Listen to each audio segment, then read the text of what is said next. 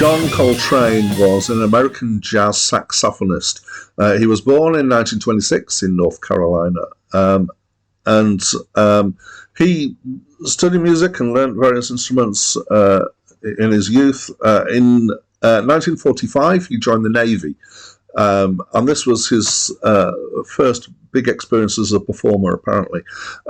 He joined a Navy band called the Melody Masters, but despite being very involved, he had to be billed as a guest performer to avoid complications because he was black and the band were officially a white band. However, by the time he left the Navy service in 1946, he was leading the band. He had a long career in jazz sax. He worked with names like Miles Davis, Thelonious Monk. He got into free jazz. So between 1957 and his death in 1967, he led at least 50 recording sessions and guested on many more. Hi, my name's Dan, and this is an album of jazz. There's a little feeling of deja vu here, but I don't know how many of you will be watching these reviews one after another, but I am literally recording this just minutes after I recorded the previous review, because I've listened to these two albums kind of during the day, and I'm now in the evening and I'm doing the reviews. And actually, the first I heard of this album, I was in the car, and I had just finished listening to the previous album, which was Wayne Shorter. And the previous album was saxophone, piano, drums, and acoustic bass, upright bass. And this album is saxophone, piano, drums, and acoustic bass, upright bass. And actually, I almost didn't notice that the albums have changed. I actually did, because although it's the same instrumentation and the recordings sound fairly similar in some ways, kind of the production on it, the music is different in some ways. Okay, so it's inevitable that I'm going to be doing comparisons here. So I'll do the comparisons, and then I'll kind of set the comparison free from the previous album, maybe. So the tracks on this album are live, although apparently only 2 of them are actually live at Birdland. The tracks are longer because they're live recordings, they're less polished.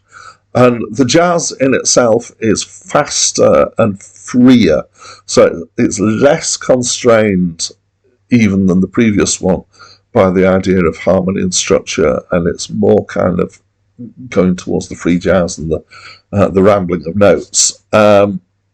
This is no more. The most apparent bit of it is the saxophone playing. Some of it is very fast. And there's actually a part of one of the tracks, I'm going to put a bit of it at the end if it doesn't get cut out for copyright reasons, where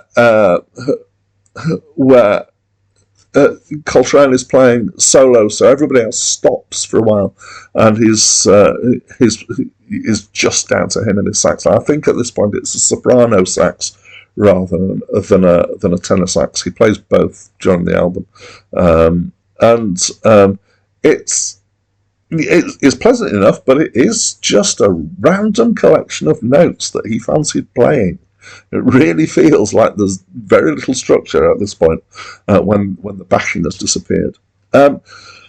So I said I was going to set it free from the comparison with the previous album, because you might not have listened to both albums, you might not have listened to either of them, but you certainly might not have seen that review. I would say the comparison still holds, but I would make those comparisons as being compared with where you might think average jazz is. So this is less polished, longer tracks, faster and freer than kind of your average cool jazz experience.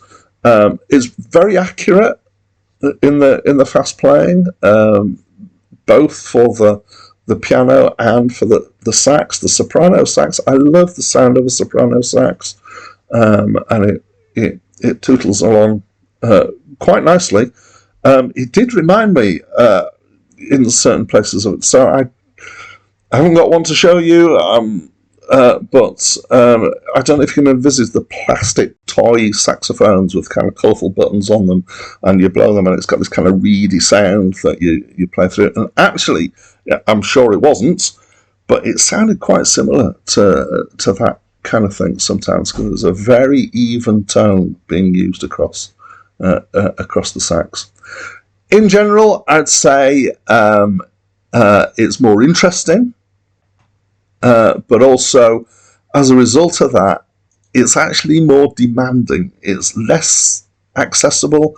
You probably have to think more when you listen to it. It's less easy to use as a background album. And I would say, actually, you probably need to be a real jazz head to get the best out of this and to fully understand it. I'm not. If you are, and you feel like letting me and the rest of the world know what's so great about this album, or any criticism that you've got, I'd love to see what you have to say in the comments down below. But that's it from me for now.